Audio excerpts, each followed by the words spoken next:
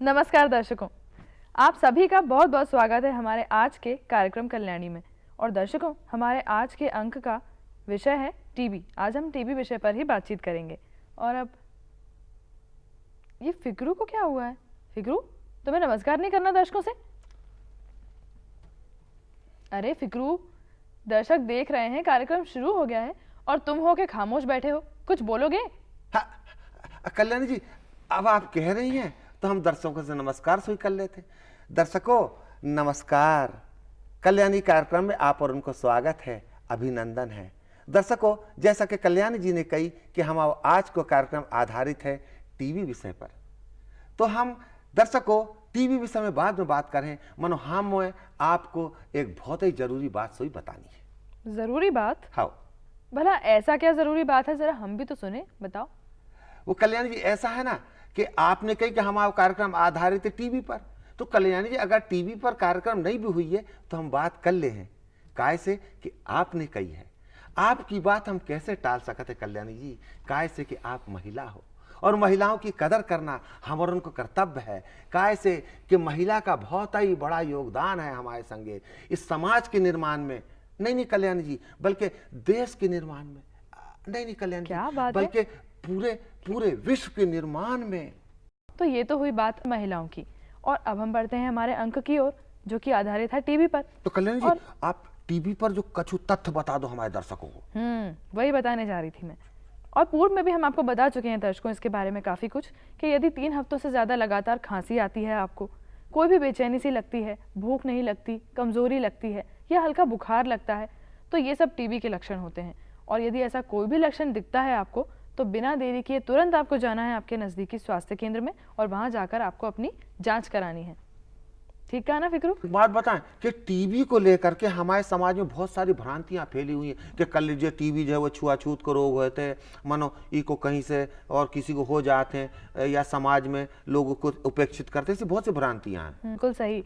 तो ऐसी कई भ्रांतियां हैं लोगों में, इसलिए उन भ्रांतियों को दिखा देते हैं दर्शकों को भी कि लोग क्या सोचते हैं, किस प्रकार की भ्रांतियां पाल के रखी हैं उन्होंने। हाँ, क्या दिखा दे? तो दर्शकों को भी देख लेने दो जरा। हाँ। लेकिन उससे पहले हम एक विराम लेंगे। हाँ। तो दर्शकों, हम यहाँ पर लेते हैं एक छोटा सा विराम और आप देखिए ये संदेश। आपको, मुझे, उसे, हम सबको टीबी किसी को भी हो सकती है, लेकिन शुक्र है डॉट्स द्वारा टीबी पूरी तरह ठीक हो सकती है। अगर आपके आसपास किसी को 3 हफ्ते से ज्यादा खांसी है तो उसे बलगम की जांच करवाने की सलाह दें। ये सुविधाएं आपके नजदीकी स्वास्थ्य केंद्र में मुफ्त उपलब्ध हैं। मैं ग्वालियर से पुष्पेंद्र सिंह सेंगर बोल रहा हूँ। टीबी के इलाज को लेकर समाज में कुछ भ्रांतियाँ फैली हैं, जैसे कि एक्सरे की जांच को मुख्य कुछ लोग मानते हैं और कुछ लोग मानते हैं कि टीबी जन्म से हो जाती है या आनुवांशिक है। कुछ लोग ऐसा मानते हैं कि जो छूत की बीमारी, भाई बर्तन अलग कर दो, इस टाइप का। और कुछ लोग ऐसा मानते हैं कि टीबी की बीमारी लाइलाज है साहब, जो ठीक नहीं होगी। ये भ्रांतियाँ फैली हुई हैं समाज में। मैं सुरेंद्र सिंह भदौरिया ग्वालियर से बोल रहा हूँ। टीबी रोग के बारे में लोगों में धारणा बन चुकी है कि ये गरीब लोगों में ही केवल होती है, जबकि ऐसा नहीं है। ये हर वर्ग के लोगों में ये बीमारी हो सकती है। राम सेवक बोल रहा हूँ ग्वालियर से। हमारे जो क्षय रोग की जो बीमारी होती है, इसमें ये आम धारणा भ्रांति है कि प्राइवेट में ही अच्छा उपचार होता है, बल्कि ऐसा नहीं है। हमारे सरकारी अस्पतालों में भी बहुत अच्छा इलाज होता है।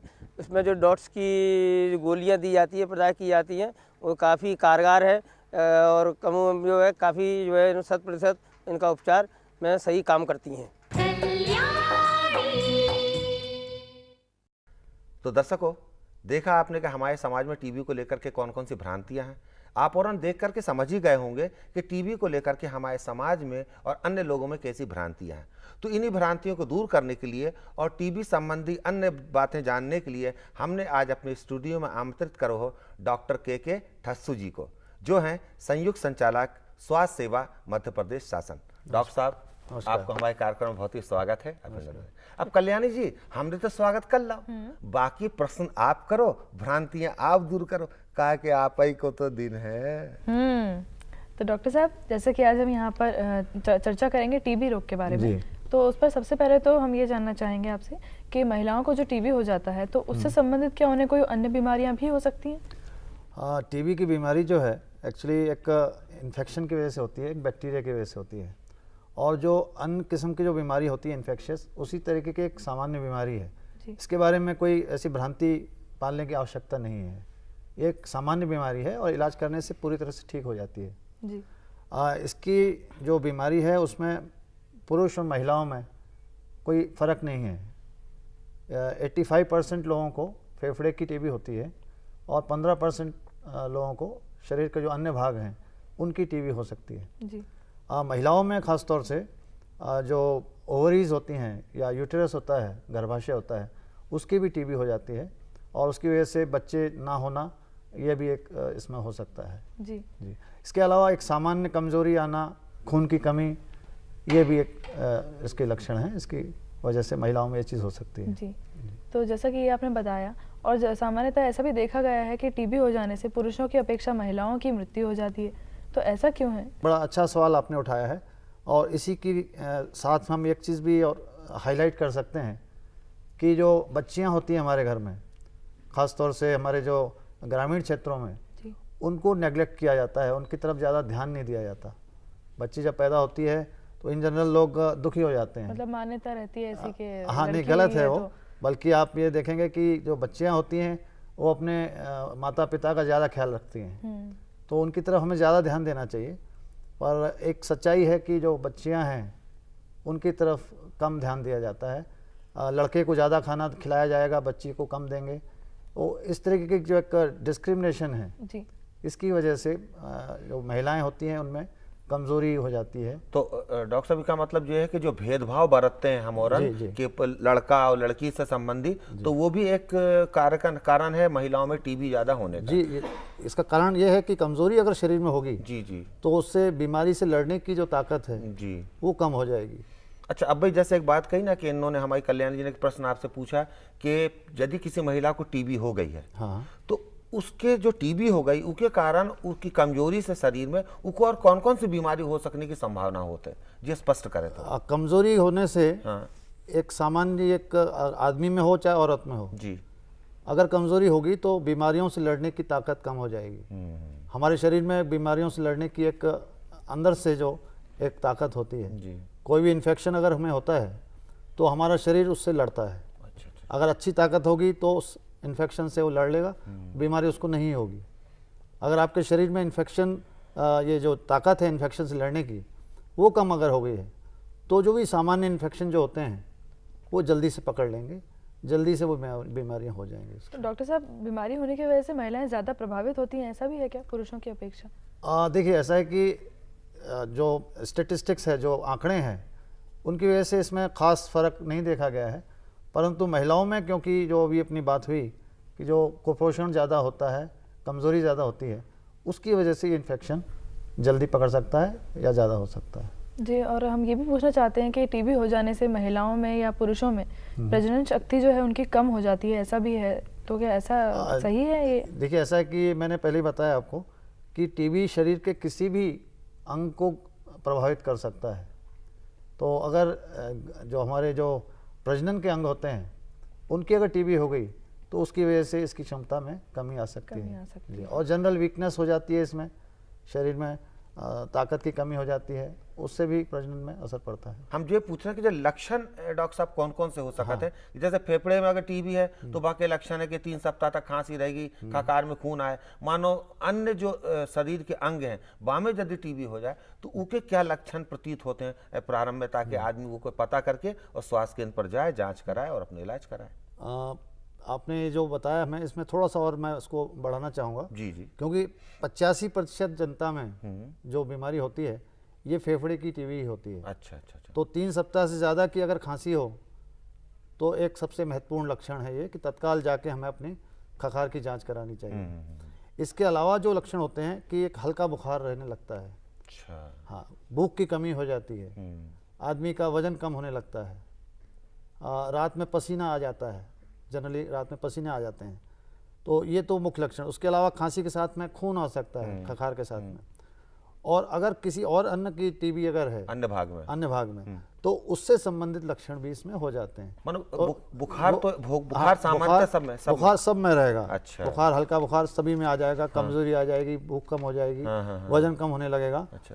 और अगर जैसे जोड़ों की टीबी है, जॉइंट्स की टीबी भी हो जाती है, अच्छा। तो उस जॉइंट में दर्द होने लगेगा आपको, उसके मूवमेंट्स में कमी हो जाएगी, उसको मूव करेंगे तो दर्द होने लगेगा आपको। अच्छा। आंतों की टीबी हो जाती है, पेट की टीबी जिसको कहते हैं जी।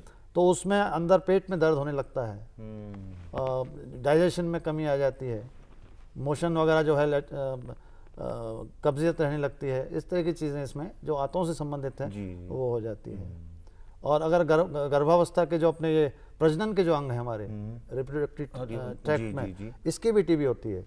उसमें टीबी अगर होगी तो इसमें जो हमारे प्रजनन क्षमता है उसमें कमी आ सकती है, स्टेरिलिटी हो जाती है, बच्चे पैदा नहीं होते हैं। तो ये पुरुषों के साथ भी हो सकता है? हाँ जी, हाँ बिल्कुल। तो रामलाल देखा आपने भैया हारो, अगर शरीर के कोनो भाग में भी टीबी हो सकता है, हाँ जी, इस बात जान लो। और यदि अगर प्रजनन अंगों में टीबी हो तो आदमी की प्रजनन क्षमता पे भी असर पड़ता है, चाहे वो पुरुष हो चाहे महिला। अरे आपने सुन लिया ना डॉक्टर साहब ने क्या क्या बताया आज।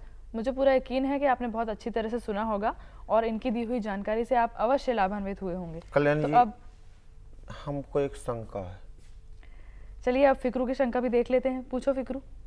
आप उते देखो ना, रामलाल देखो ना, का कह रहा कहाँ है रामलाल? वो उते बैठो। नहीं डॉक्टर साहब की बात पूछे आपसे। हाँ पूछो। हमारी राम प्यारी को टीबी हो सकता है कि नहीं हो सकता? देखिए, टीबी तो ऐसी बीमारी है कि किसी को भी हो सकती है। राम प्यारी आप समझो, हमारी भैंस है डॉक्टर साहब। नहीं, जैसे जानवरों में भी टीबी होती है। इन्फेक्शन इस टाइप का है ये बैक्टीरिया कि जिसमें भी जान है उसको ये बीमारी हो सकती है।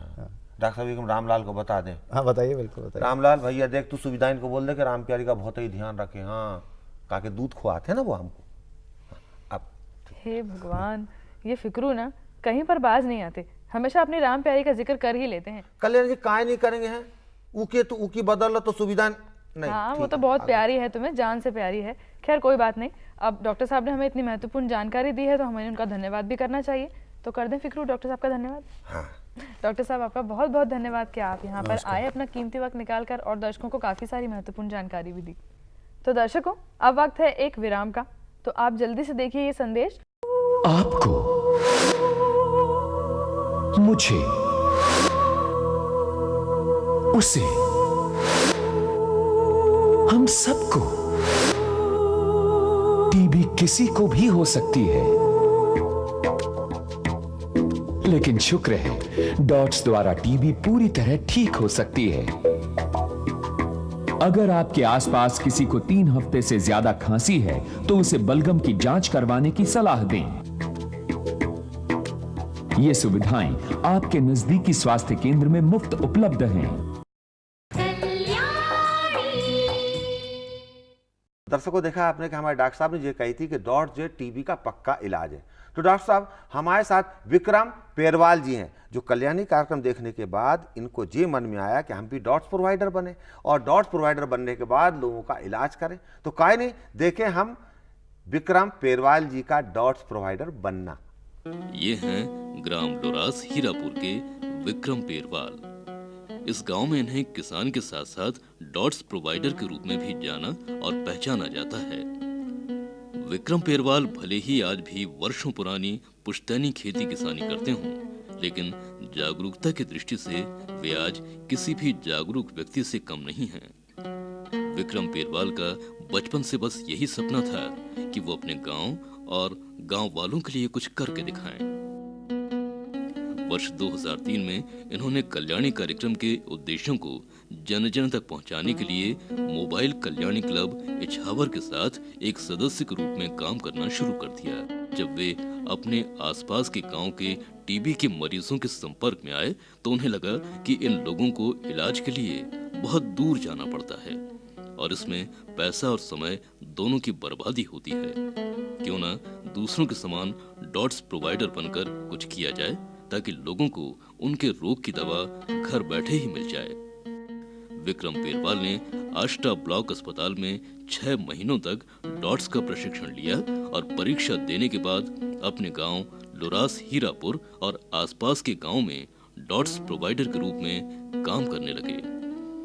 आज तक काफी लोग इनके संपर्क में आए हैं और ठीक भी हुए हैं।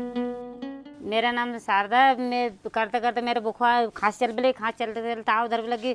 फिर विक्रम भैया से मिलिए, फिर विली का अस्पताल में, फिर उन्हें जांच करी, फिर वहाँ से गोली दवा ली के ना 3 टाइम घर खड़े के जाता और फिर चले गए 2-3 महीना, फिर 6 महीना में अच्छी हो गई। मैं मेरा नाम राहुल है। मेरी दादी माँ है, इनका नाम कमूबाई है। इनको पहले से खांसी बुखार से ये पीड़ित हो गई थी। इनका हाथ पग सब दुखते थे। तो फिर इनको अस्पताल में ले गए। हमको अस्पताल से बताया कि इनको टीबी है। तो फिर हम ये टीबी है तो इनको नट गए थे कि मैं यहाँ दवा खाने नहीं आऊँगी। तो हमारे विक्रम सिंह डॉक्टर साहब ने बताया कि मैं यहाँ घर पर रोजाना आ जाऊँगा दवा देने, सुबह शाम दोनों टाइम, और सोमवार बुधवार और शनिवार के दिन। तो फिर 3 महीने तो इनके हो गए दवा खाते खाते, और 3 महीने और बाकी है। मोबाइल कल्याणी क्लब इछावर द्वारा उठाए गए इस अभिनव प्रयास से आज तक कई टीबी रोग के मरीज खुशहाल जीवन जी रहे हैं। विक्रम पेरवाल जी का पुश्तैनी धंधा कृषि रहा है और ये खाली समय इनके पास काफ़ी बचता था। तो ये हमसे मिले और इन्हें बोला कि भाई क्या करें हम। तो हमने इन्हें एक बहुत समाज सेवा का बहुत बढ़िया आइडिया दिया, और जिससे कि लोगों को वाकई वास्तविक लाभ पहुंचेगा। हमने इन्हें कहा कि भाई हमारे साथ आओ, हमारे क्लब में के सदस्य बनो और डॉट्स प्रोवाइडर के रूप में अपना काम शुरू करें, ताकि टीबी के मरीज पहले क्या करते थे कि पूर्ण रूप से दवाई नहीं खा पाते थे, बाहर जाना पड़ता था आस्था, और समय की बर्बादी भी होती थी और पैसे की भी बर्बादी होती थी। जब विक्रम भाई डॉट्स प्रोवाइडर बन जाएंगे तो ये अपने आसपास के गांव के टीबी मरीजों को घर जाके दवाई भी दे पाएंगे, उनका समय भी बचेगा और वो लोग पूर्ण स्वस्थ इनकी दवाई से हो जाएंगे, क्योंकि उन्हें पूर्ण नियमित दवाई मिलेगी। और टीबी में सबसे महत्वपूर्ण यही बात होती है कि व्यक्ति अगर बीच में डोज उसकी दवाई लेना छोड़ दे तो वो फिर से आक्रमण कर दे टीबी।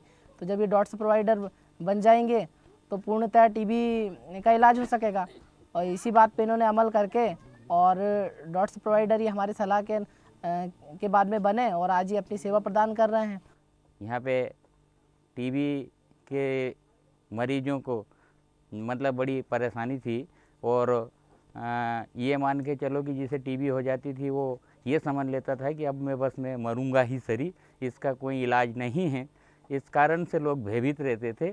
और अब हमारे ये कार्यकर्ता विक्रम सिंह जी के प्रयास से इस गांव में ऐसी हिम्मत हुई है लोगों को कि इस टीबी की बीमारी का भी इलाज है, और उनके इलाज से जनता को फ़ायदा हुआ है। इनके प्रयास से बहुत कुछ जनता को मतलब फ़ायदा मिलने की और भी उम्मीद है।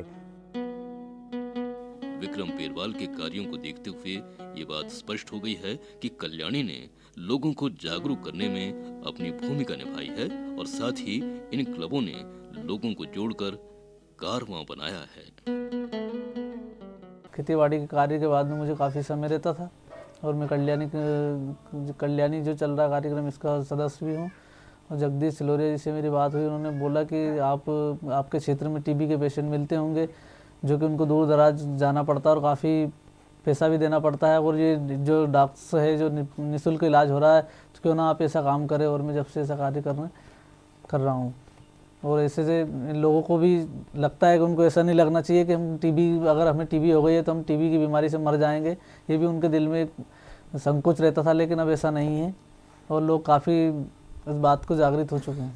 दूरदर्शन द्वारा जो चलाया जा रहा है कल्याणी कार्यक्रम, इसके अंतर्गत श्री विक्रम पेरवाल लोरास कला के कृषक भी हैं और जन स्वास्थ्य रक्षक भी हैं, और डॉट्स प्रोवाइडर के रूप में लोगों को जो क्षय रोग का इलाज है वो घर पर ही उपलब्ध करा रहे हैं। इसके कारण से जो मरीजों को परेशानी आती थी अस्पताल आस्था आने में, वो परेशानी भी दूर रही है, और लोगों को देखरेख में सस्ता और सुलभ और निःशुल्क और तत्काल इलाज मिल रहा है। इससे रोगी काफ़ी जल्दी से ठीक हो रहे हैं, और इस कल्याणी कार्यक्रम की प्रेरणा से ही ये सब कार्यक्रम चल रहा है। इसके लिए मैं धन्यवाद देता हूँ और सफलता की कामना करता हूँ। तो दर्शकों, देखा आपने विक्रम पेरवाल जी जो कि डॉट्स प्रोवाइडर हैं, कितनी अच्छी तरह से अपना काम करते हैं, लोगों तक डॉट्स पहुंचाते हैं, दवाइयां देते हैं और लोगों को के इलाज में अपनी काफ़ी भूमिका निभाते हैं। तो दर्शकों, अब मैं आपको कुछ तथ्य बताने जा रही हूँ टीबी से जुड़े। ज़रा सोचिए, समूचे विश्व में हर सेकंड में एक व्यक्ति टीबी से ग्रसित हो जाता है। दुनिया भर में जितने भी टीबी के मरीज हैं उनमें से 1/3 केवल भारत में ही हैं। दुनिया में 1.5 से 2 करोड़ व्यक्ति टीबी रोग से ग्रसित होते हैं। 20 लाख व्यक्ति प्रति वर्ष टीबी के ऐसे होते हैं जिनकी टीबी से मृत्यु हो जाती है और 15 से 54 साल के उम्र में 70% लोगों में टीबी होती है। ये सोचने वाली बात है दर्शकों, इन पर ज़रा गौर कीजिएगा और बचिएगा टीबी से। क्रू, अब इजाज़त ले लें दर्शकों से हम? हाँ कल्याणी जी। तो दर्शकों, अब हमें आपसे इजाज़त लेनी होगी क्योंकि हमारे जाने का समय आ गया है। लेकिन हम इस वादे के साथ जा रहे हैं कि अगले हफ्ते आपसे ज़रूर मिलेंगे, इसी दिन इसी समय और इसी कार्यक्रम में एक नए अंक के साथ। तो तब तक के लिए मुझे और फिक्रू को दीजिए इजाज़त। नमस्कार। नमस्कार।